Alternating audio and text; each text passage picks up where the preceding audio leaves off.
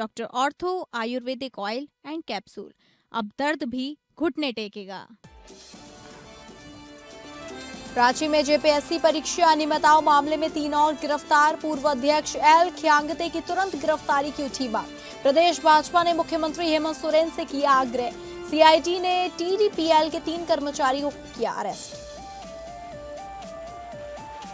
बिहार बंद के दौरान सीवान में 10 राउंड फायरिंग, 2 एसपी घायल। छपरा सीतामढ़ी में गाड़ियां जलाई, 9 जिलों में पत्थरबाजी और लाठीचार्ज। रायपुर में आप पार्टी का नीच मुद्दे पर कैंडल मार्च। रायपुर में छात्रों के समर्थन में प्रदर्शन। पेपर लीक पर सरकार को घेरा।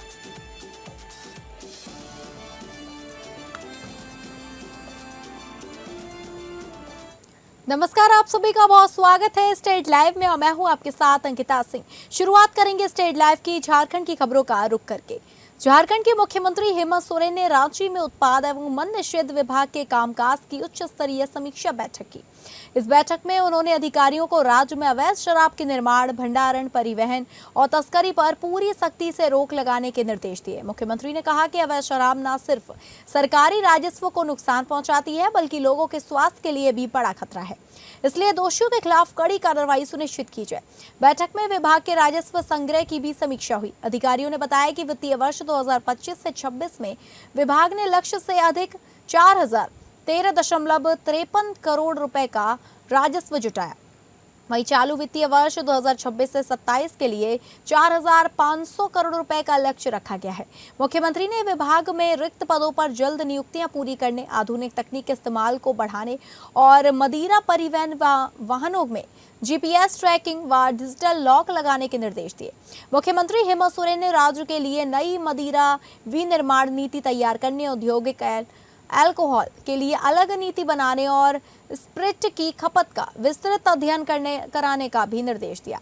उन्होंने कहा कि गोदाम निर्माण में स्थानीय आदिवासी समुदाय को प्राथमिकता दी जाए ताकि रोजगार के अवसर बढ़े।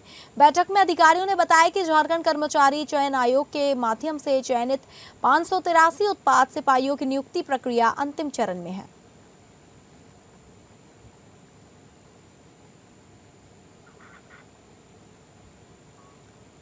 झारखंड लोक सेवा आयोग की विभिन्न प्रतियोगी परीक्षाओं में कथित अनियमितताओं को लेकर सियासत तेज हो गई है। बीजेपी ने आयोग के पूर्व अध्यक्ष एक खियांगते की गिरफ्तारी की मांग करते हुए मुख्यमंत्री सोरेन से तत्काल कार्रवाई करने की अपील की है।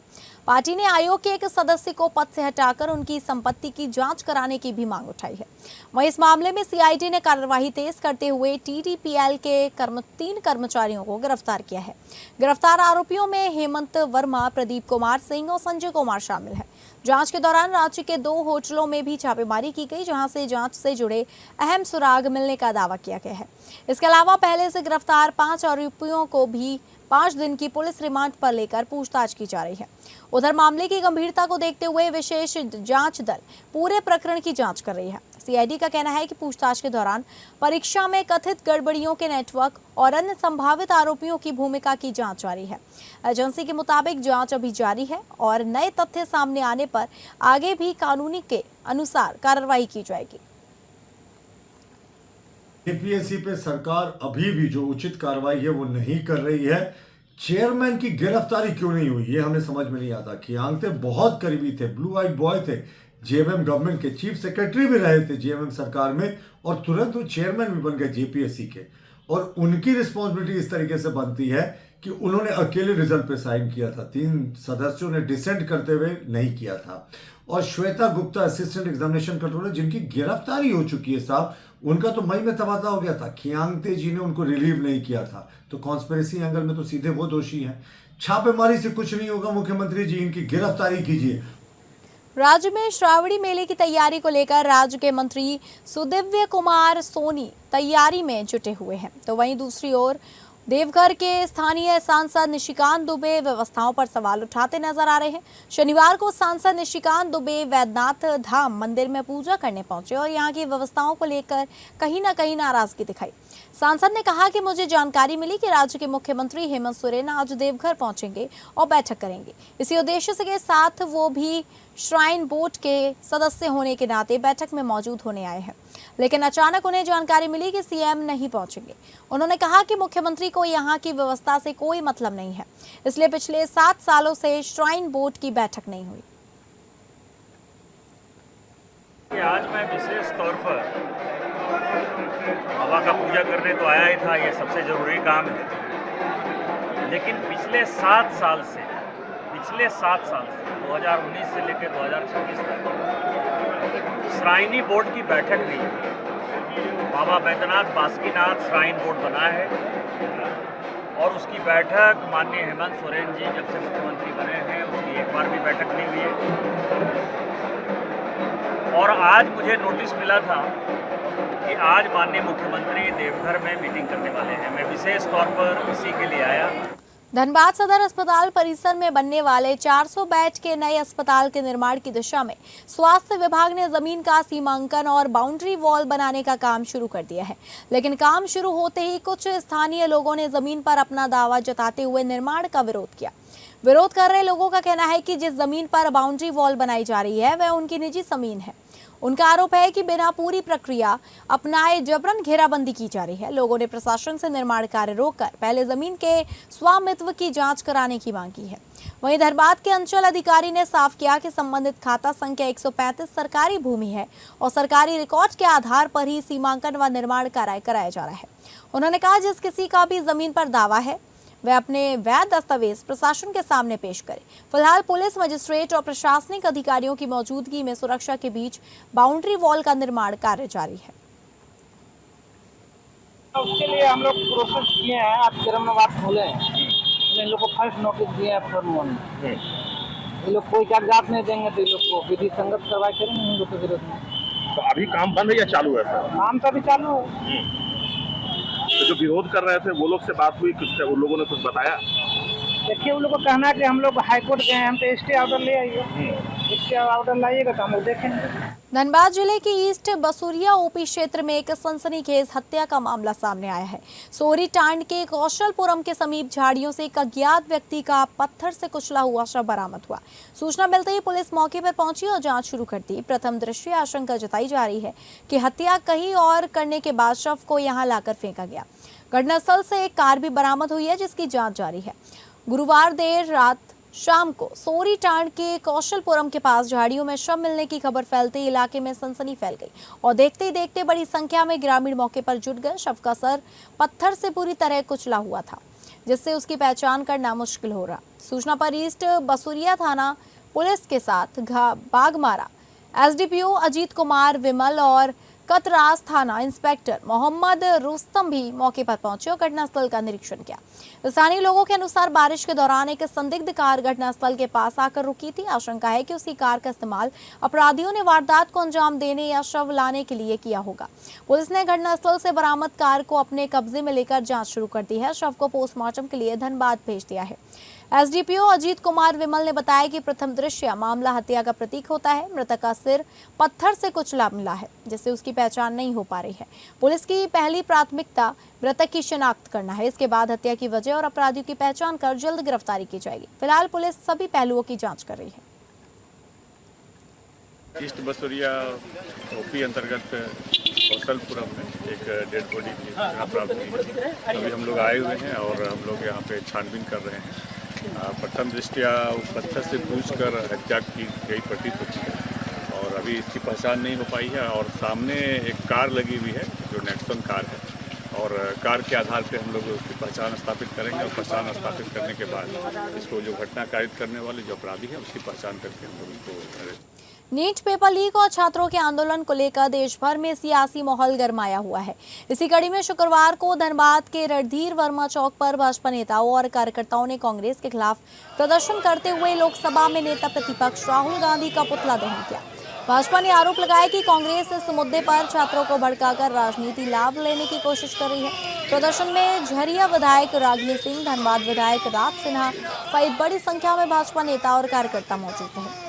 रणधीर वर्मा चौक पर आयोजित प्रदर्शन के दौरान भाजपा कार्यकर्ताओं ने राहुल गांधी के खिलाफ जमकर नारेबाजी की और उनका पुतला दहन किया। प्रदर्शनकारियों का कहना था कि कुछ छात्रों के भविष्य जैसे गंभीर मुद्दे पर राजनीति नहीं होनी चाहिए। भाजपा नेताओं ने आरोप लगाया कि कांग्रेस केवल केंद्र सरकार को घेरने के इस मामले का राजनीतिक इस्तेमाल कर रही है। भाजपा नेताओं ने कहा कि राहुल गांधी को पहले कांग्रेस शासित राज्यों में हुए कथित पेपर लीक मामलों पर जवाब देना चाहिए। उनका आरोप है कि उन मामलों पर कांग्रेस चुप्पी साध लेती है, जबकि अब छात्रों के आंदोलन को राजनीतिक रंग दिया जा रहा है। नेताओं ने मांग की है कि नीट पेपर लीक मामले में दोषियों के खिलाफ निष्पक्ष और कड़ी कार्रवाई हो, ताकि छात्रों का भविष्य सुरक्षित रह सके। जॉर्ज सोरोस से तुमने मिलकर के क्या प्लानिंग किया, कौन कौन से भारत विरोधी लोगों से मिलकर के आपने भारत के विरोध में लोगों को भड़काने के लिए कौन सा प्लानिंग किया। भारत के संविधान को जला देंगे, भारत के संसद को तोड़ देंगे, भारत को बांग्लादेश बना देंगे, भारत को नेपाल बना देंगे, इस प्रकार के नारों के साथ युवाओं को उकसाने का राहुल गांधी ने काम किया। उनके अपने शासित राज्य राजस्थान में कम से कम 8 बार पेपर लीक हुआ। तेलंगाना में जब कांग्रेस की सरकार तब पेपर लीक हुआ। इस प्रकार से कई ऐसे राज्य हैं जहां पेपर लीक हुए हैं। अभी आप में इस सरकार में पेपर लीक हुआ, तो ये लोग बेशर्म हैं। धनबाद में सरकार की नई डायरेक्ट डोर स्टेप डिलीवरी व्यवस्था लागू होने के बाद एसएसएफसी गोदाम के करीब 200 मजदूरों के सामने रोजगार का गंभीर संकट खड़ा हो गया। अब भारतीय खाद्य निगम के गोदामों में राशन सीधे जन वितरण प्रणाली के डीलरों की दुकानों तक पहुंचाया जा रहा है, जिससे एसएसएफसी गोदाम में होने वाली लोडिंग, अनलोडिंग और वितरण का काम पूरी तरह बंद हो गया है। मजदूरों ने मीडिया से बातचीत में कहा कि इस बदलाव से उनकी रोजी रोटी छिन गई है। उनका कहना है कि कई सालों से उनका परिवार इस कमी पर निर्भर था। एक मजदूर ने बताया कि पहले उनके पिता इसी गोदाम में मजदूरी करते थे और वह खुद इसी काम से परिवार का पालन पोषण कर रहे थे, लेकिन नई व्यवस्था ने उन्हें बेरोजगार और आर्थिक संकट में डाल दिया।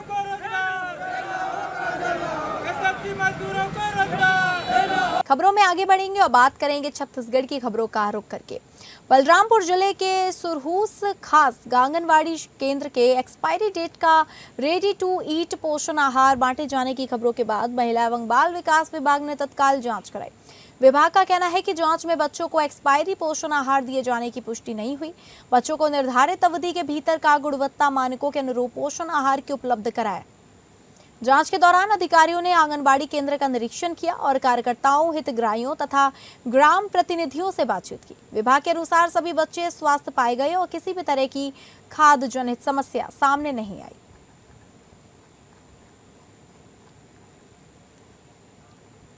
रायपुर में आम आदमी पार्टी ने नीट यूजी 2026 पेपर लीक मामले को लेकर कैंडल मार्च निकाला। पार्टी नेताओं और कार्यकर्ताओं ने अंबेडकर चौक से शहीद भगत सिंह चौक, शंकर नगर तक मार्च निकालकर छात्रों के समर्थन में प्रदर्शन किया। प्रदर्शन के दौरान आम आदमी पार्टी के नेताओं ने आरोप लगाया कि पेपर लीक और परीक्षा रद्द होने से छात्रों में भारी मानसिक तनाव पैदा हुआ है। पार्टी का कहना है कि पिछले कई सालों में बार बार पेपर लीक की घटनाओं ने युवाओं का भविष्य प्रभावित किया है। साथ ही सरकार से प्रभावित परिवारों को उचित सहायता देने की मांग की गई।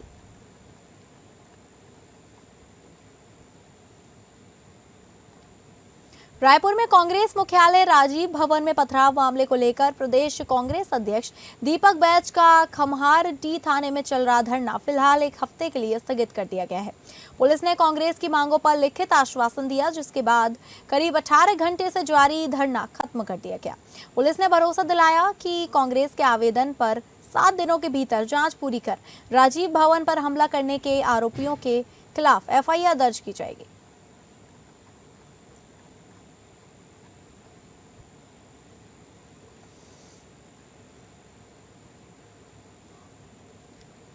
श्रावण मास में भोरम देव डोंगरिया और बुढ़ा महादेव धाम में लाखों श्रद्धालुओं के पहुंचने की संभावना को देखते हुए कबीरधाम पुलिस ने सुरक्षा के व्यापक इंतजाम किए हैं। पूरे यात्रा मार्ग पर 500 से अधिक पुलिस अधिकारी, जवान, होमगार्ड और स्वयं सेवकों की तैनाती की गई है। पुलिस अधिकारियों का कहना है कि श्रद्धालुओं की सुरक्षा और सुविधा उनकी सबसे बड़ी प्राथमिकता है।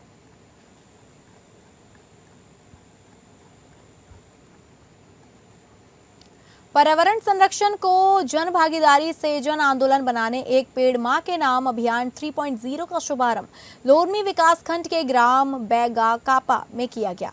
इस दौरान उप मुख्यमंत्री अरुण साव ने कल्प वृक्ष का पौधा लगाकर पर्यावरण के संरक्षण एवं संवर्धन का संदेश दिया। उन्होंने पर्यावरण संरक्षण के प्रति जन जागरूकता फैलाने वृक्ष मित्र वाहन को हरी झंडी दिखाकर रवाना किया।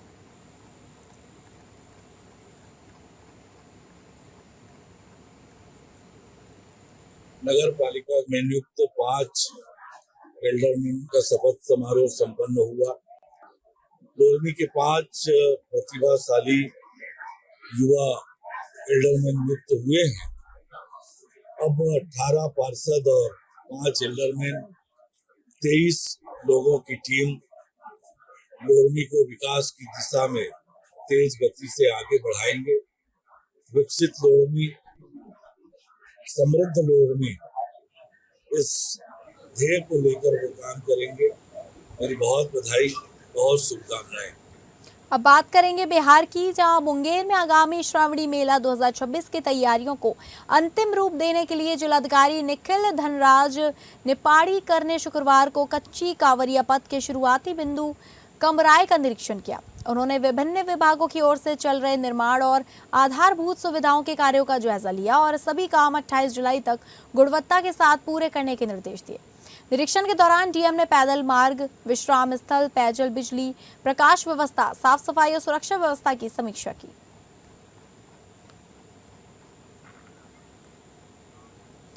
IRCTC श्रद्धालुओं के लिए 4 ज्योतिर्लिंग और शिरडी साईं बाबा के दर्शन कराने वाली विशेष भारत गौरव पर्यटक ट्रेन लेकर आ रहा है। ज्योतिर्लिंग दर्शन एवं श्री साईं दर्शन यात्रा के तहत यह ट्रेन 1 सितंबर 2026 को रक्सौल से रवाना होगी। 8 रात और 9 दिन की इस यात्रा में श्रद्धालुओं को प्रमुख धार्मिक स्थलों के दर्शन का अवसर मिलेगा। इस यात्रा के दौरान उज्जैन में महाकालेश्वर और ओंकारेश्वर, नासिक में त्र्यंबकेश्वर, शिरडी में साईं बाबा मंदिर और छत्रपति संभाजी में कृष्णेश्वर ज्योतिर्लिंग के साथ विश्व प्रसिद्ध एलोरा की गुफाओं का भ्रमण कराया जाएगा।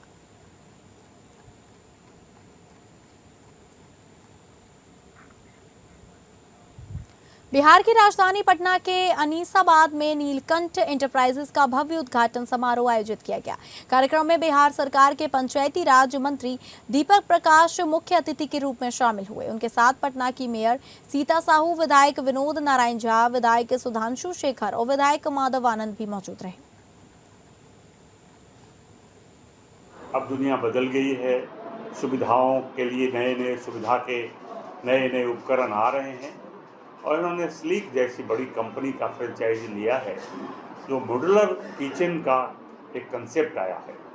इसमें सारी सुविधाएं इसमें होंगी हैं और वो सुविधाओं के साथ लोगों की आवश्यकता बन गई है। पटना बड़ी तेज़ी से विकसित पटना के रूप में आगे बढ़ रहा है। नमस्कार, मैं Manish Anand, Asian paint by Sleek kitchen. ये अपना नया शोरूम ओपन हुआ है जो कि बेऊ जेल और अनीसाबाद के बीच में अपना है, ठीक है, नीलकंठ एंटरप्राइजेस, जिनके ऑनर आशुतोष जी हुए, ठीक है। और ये अपना एक किचन का सेटअप है। आज मेरे लिए बहुत प्रसन्नता का विषय है कि हमसे जुड़े हुए नौजवान आशुतोष ने एक नया स्टार्टअप प्रारंभ किया है, जो बदलते समय में आज की आवश्यकता बन गई है। अब बात करेंगे महाराष्ट्र की, जो आषाढ़ी एकादशी के पावन अवसर पर महाराष्ट्र के मुख्यमंत्री देवेंद्र फडणवीस ने पर्णमपुर स्थित श्री विठ्ठल रुक्मणी मंदिर में शासकीय महापूजा की। इस दौरान उन्होंने भगवान विठ्ठल से राज्य में अच्छी बारिश, किसानों की समृद्धि और सभी नागरिकों के सुख शांति की प्रार्थना की। पंढरपुर में आस्था का जन सैलाब उमड़ा हुआ है। अब तक 20 लाख से अधिक श्रद्धालु विठ्ठल के दर्शन के लिए पहुंच चुके हैं। दर्शन के लिए करीब 5 किलोमीटर लंबी कतार लगी है और श्रद्धालुओं को 18 से 20 घंटे तक इंतजार करना पड़ रहा है। मोदी जी हा जो नवीन अध्याय लिहितायत, त्यातही त्यांना आशीर्वाद पांडुरंगाने द्यावा अशा प्रकारची त्यांच्या 9 वर्षामध्ये बॉर्डर पूर्ण होईल, याचं काम कधी सुरू होईल? आपला प्रयत्न असा आहे की यावर्षीच काम सुरू झालं पाहिजे आणि काम सुरू झाल्यानंतर 2 ते 2.5 वर्ष त्याला लागतात. पूर्ण काम व्हायला 3.5-4 वर्ष लागतात. पण महत्त्वाचं जे काम आहे 2 ते 2.5 वर्षात आपण पूर्ण करू. महाराष्ट्र शिक्षक पात्रता परीक्षा यानी कि महाराष्ट्र टेट प्रश्न पत्र लीक मामले में भिवंडी पुलिस को बड़ी सफलता मिली है। पुलिस ने मामले के कथित मास्टरमाइंड विजेंद्र कुमार गुप्ता और इंद्रजीत सिन्हा को बिहार से आज तड़के करीब 1 बजे गिरफ्तार किया है। इससे पहले पुलिस इस मामले में 12 आरोपियों को गिरफ्तार कर चुकी है। इन गिरफ्तारियों के बाद टेट पेपर लीक करने वाले गिरोह का पर्दाफाश हुआ था। पेपर लीक होने के कारण 28 जून को आयोजित होने वाली टेट परीक्षा को स्थगित करना पड़ा था। अब तक इस मामले में कुल 14 आरोपियों की गिरफ्तारी हो चुकी है।